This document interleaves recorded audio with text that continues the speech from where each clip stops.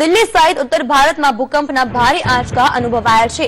મળતી માહિતી પ્રમાણે બપોરે 3:59 આંચકો અનુભવાયો હતો અને પછી 4:01 બીજો 3 આંચકા અનુભવાયા હતા। ભૂકંપના આ આંચકાની અસર દિલ્હીની આસપાસ ચંડીગઢ અને શ્રીનગરમાં પણ અનુભવાઈ છે અને ભૂકંપની તીવ્રતા રિક્ટર સ્કેલ પર 6.8 જણાય છે। આ આંચકા પછી લોકો પોતાના ઘર અને ઓફિસમાંથી બહાર નીકળી ગયા હતા।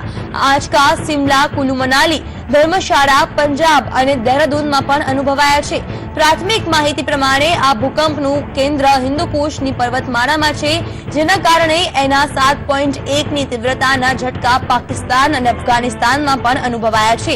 જો કે આ ભૂકંપના કારણે કોઈ નુકસાનના સમાચાર મળ્યા નથી। આ સિવાય સુરત અને આસપાસના વિસ્તારમાં પણ હળવા ભૂકંપના આંચકા અનુભવાયા છે, જેનું કેન્દ્ર બિંદુ સુરતથી 38 કિલોમીટર દૂર હોવાની માહિતી છે। આ ભૂકંપની તીવ્રતા અસર તાપી સુધી જોવા મળી હતી અને એની તીવ્રતા 3.2 જેટલી મપાઈ હતી।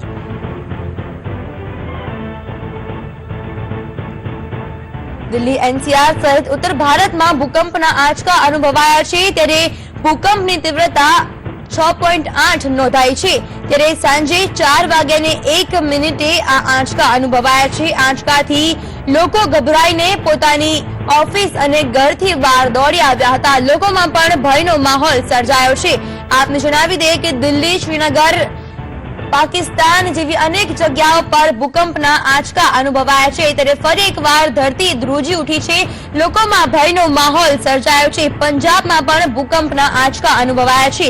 અફઘાનિસ્તાન અને સમગ્ર ઉત્તર ભારતમાં ભૂકંપના આંચકા અનુભવાયા છે। આપણે જણાવી દઈએ કે રિક્ટર સ્કેલ પર ભૂકંપની તીવ્રતા 6.8 નોંધાઈ છે। હિન્દુકુશ પર્વતમાળા ભૂકંપનું કેન્દ્ર બિંદુ છે તેવું જાણવા મળી રહ્યું છે। ત્યારે શ્રીનગરમાં પણ 2 મિનિટ સુધી ભૂકંપના આંચકા અનુભવાયા છે। ત્યારે મોટા ભૂકંપના આંચકાથી લોકોમાં પણ ફફડાટ ફેલાયો છે।